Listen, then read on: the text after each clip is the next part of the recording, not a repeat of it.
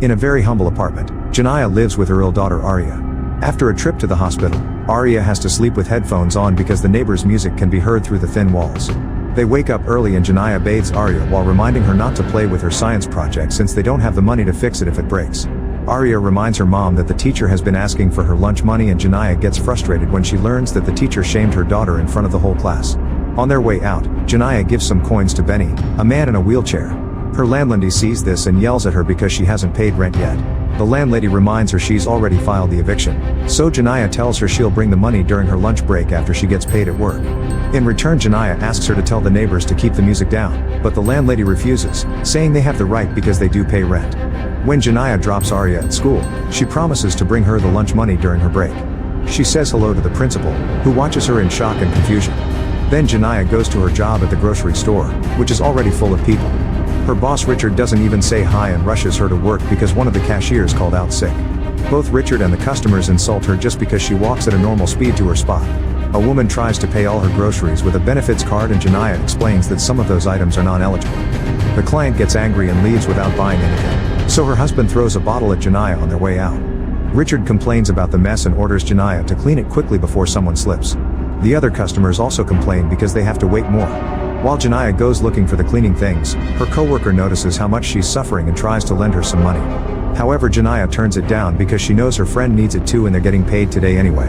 At that moment Janiyah gets a call from the school because Arya didn't bring the lunch money and has a suspicion wound. Janiyah tells them she fell in the tub but the teachers are still wary.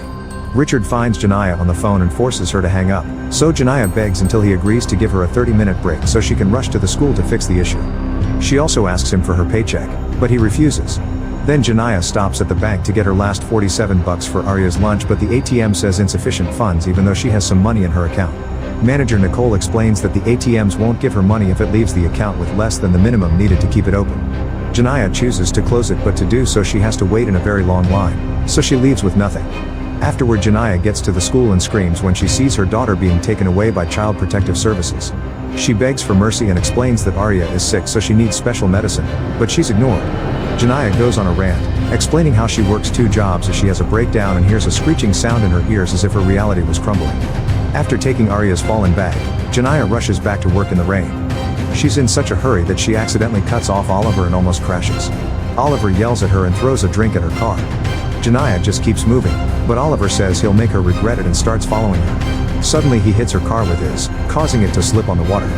Janiyah stops the vehicle before anything happens, but then she can't make it start again. When she gets out of the car to check the engine, she's approached by a police officer, so she tells her about the guy chasing her.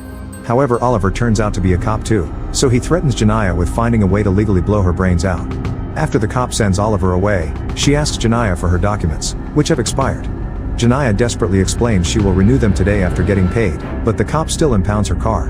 Janiyah has no choice but to walk back. Richard immediately yells at her because she's wet and took 2 hours instead of 30 minutes, so he ends up firing her. When Janiyah asks for her paycheck, Richard spitefully tells her that fired employees get their checks through the mail and refuses to give it to her even when she points out it's right there on his desk.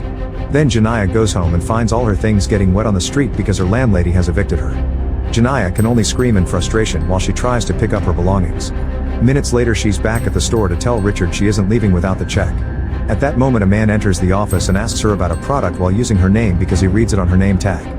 Suddenly he takes out a gun as a second robber appears and they make Robert give them all the money from the safe. They want Janiyah's bag to hide the money in but she fights back because it is Arya's medicine. After lots of struggle, Janiyah manages to get the guy's gun and shoots him, so the other robber runs away. Robert yells at her and accuses her of setting this up because the robber knew her name, so he calls the police. With her mind stuck in a dizzy blur, Janiyah keeps enduring all of Robert's yelling until she snaps and shoots him too. Afterward Janiyah grabs her check and rushes to the bank to cash it. The security guard tells her they're closed, but Nicole takes pity on her and lets her come in. Unfortunately the teller asks for an ID and Janiyah doesn't have hers because the cop took all her documents with the car. She explains her situation yet the employee refuses to help her, so Janiyah snaps again and reveals she still has the gun. The teller presses the emergency button and soon Nicole gets a call from the authorities. She describes Janiyah for them and tells them that she has a bomb because she's mistaken Arya's art project for one. Meanwhile detectives Raymond and Grimes are looking at the crime scene in the store and Janiyah's actions are clearly seen on the security recordings. When they interrogate the workers, Janiyah's friend defends her and tries to explain that she would never do something like this. However, she's so upset about her friend getting into trouble that Grimes thinks she's hiding something. Raymond thinks there's more to the story and sends him to gather more clues. Next, the detectives interrogate Janiyah's landlady while looking through her things on the street. They find Arya's medicine and Benny explains the girl was sick. He also speaks highly of Janiyah. The detectives want to search the apartment, but the landlady doesn't let them. At that moment they receive a call telling them about the bank, so they take off. At the bank, the tellers are giving Janiyah all their money because they think they're getting robbed, so she tries to explain that she only wants her check cashed. Nicole gives her phone to the guard so he can get instructions, then she tries to tell the other clients to leave. However, they don't understand what's going and stay. Janiyah calls Nicole for help and Nicole manages to explain to the teller that she should only give her the check money. Janiyah is losing her mind more and more every second and rants in frustration, but making the others scared because they think she's about to get violent. At that moment the cops surround the building. Grimes tells the chief that Janiyah set up the robbery at the store, but Raymond thinks she only had a bad mental reaction to the situation. Inside, a client finally notices Janiyah's gun and tries to tackle her, causing Janiyah to accidentally shoot in the air. Both the client and the guard panic and run out of the building and the cops surround them. The client explains that the gun only went off by accident and complains because the guard didn't do anything. The tellers are crying and hiding, so Janiyah yells at them as she rants, saying that she only wants her daughter's lunch money.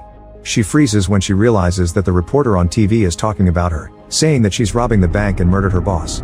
The chief calls the bank, but when Janiyah hears that it's the police, she hangs up.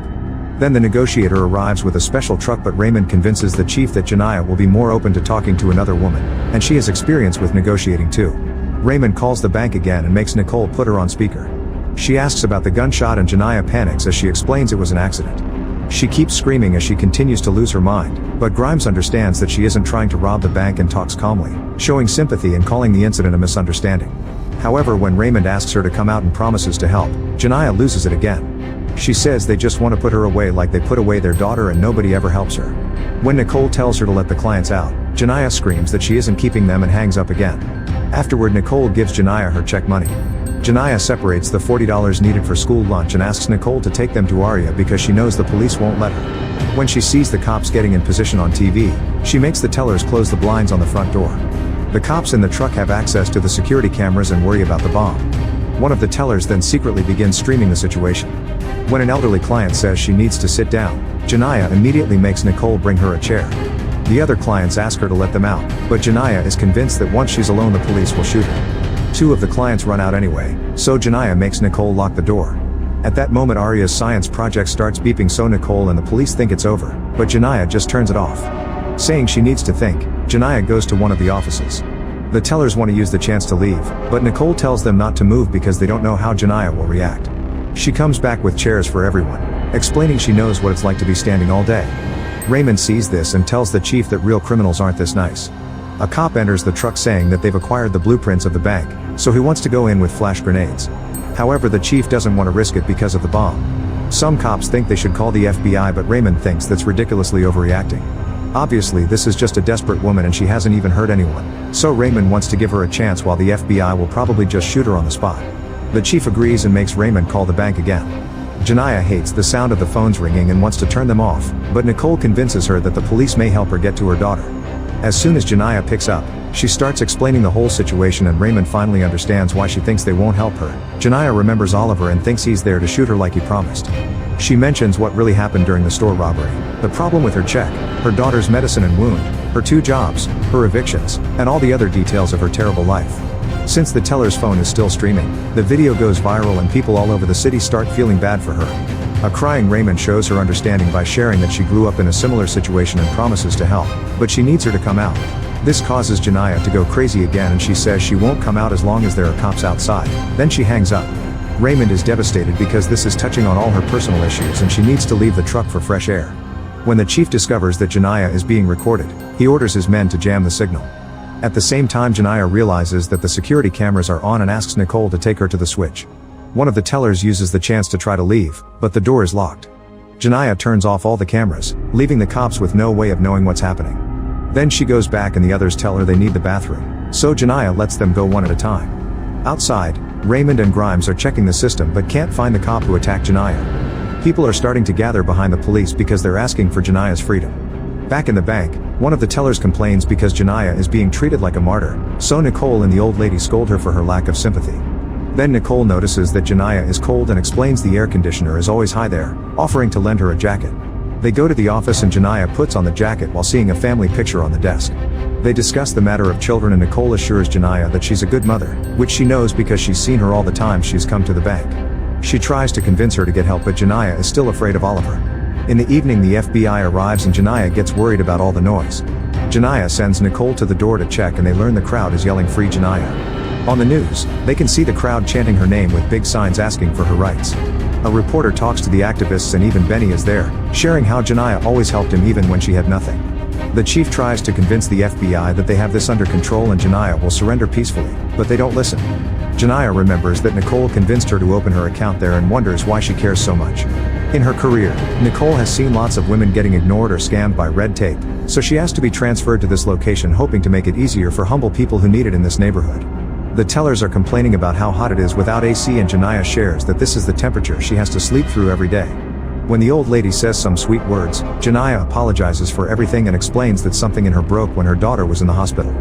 Because she doesn't have insurance, doctors never treated Arya well, not even during her premature birth. She wouldn't mind going to jail if it wasn't for Arya, since she knows foster care won't treat her illness. Nicole promises that she'll take care of Arya so Janiyah can be at peace. At that moment the old lady announces she isn't feeling well and reveals she is diabetic. Janiyah allows Nicole to take her out and apologizes again. As soon as the old lady is rescued by the police, Nicole ignores Raymond's pleas and goes back inside, saying that Janiyah only has her.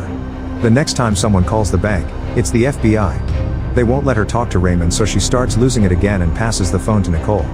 At that moment the science project starts beeping again and Nicole hangs up, thinking that the call is the problem. Janiyah turns off the beeping and mentions the science project, leaving Nicole and the tellers in shock. They explain they thought it was a bomb and Janiyah finally understands why the cops and FBI are acting like this. A teller asks to go to the bathroom and uses her lipstick to write a message on the window. The bomb isn't real and there's only one gun. Janiyah tells Nicole to call the police and clarify the misunderstanding, but Nicole refuses because she thinks the bomb is the only thing keeping the agents from bursting in. Instead she thinks they should all go out without the backpack. Meanwhile Raymond finds the officer who towed Janiyah's car. At first she doesn't share any other details but Raymond gets angry and forces her to confess that Oliver did the threatening. A furious Raymond rushes to Oliver and punches him in the face, which the crowd celebrates. When the chief hears what he did, he takes Oliver away. The phone in the truck is ringing and the FBI refuses to answer it. Both Raymond and the chief are done with their cold attitude so Raymond takes the call. She tells Janiyah that they've arrested Oliver, but Janiyah wants proof. If they text her a picture, she'll go out without the gun or the backpack. However, the FBI refuses to wait for the picture and wants to send the men inside. A desperate Raymond runs to the door and gives Janiyah her phone with a picture of Oliver. Janiyah is relieved and lets everyone go, but Nicole stays to help. She takes Janiyah's hand and promises to visit her in jail with Arya. At that moment Janiyah gets a call from her mother, who has been visited by the FBI. Janiyah starts ranting about everything that happened and her mother interrupts her to remind her that Arya is dead. It turns out the girl didn't survive a seizure last night and Janiyah has been hallucinating her presence, the call from the school, and social services taking Arya away. Nicole was told by the police on the phone but didn't say anything not to make it worse. While Janiyah tries to come to terms with this, the FBI breaks through the doors and the skylight to shoot Janiyah down. However, this is also a hallucination and Nicole helps her snap out of it. Afterward Nicole guides Janiyah out of the building with their hands up. Raymond is also gentle when she arrests her and Janiyah is taken away in a police car while the crowd continues to show their support.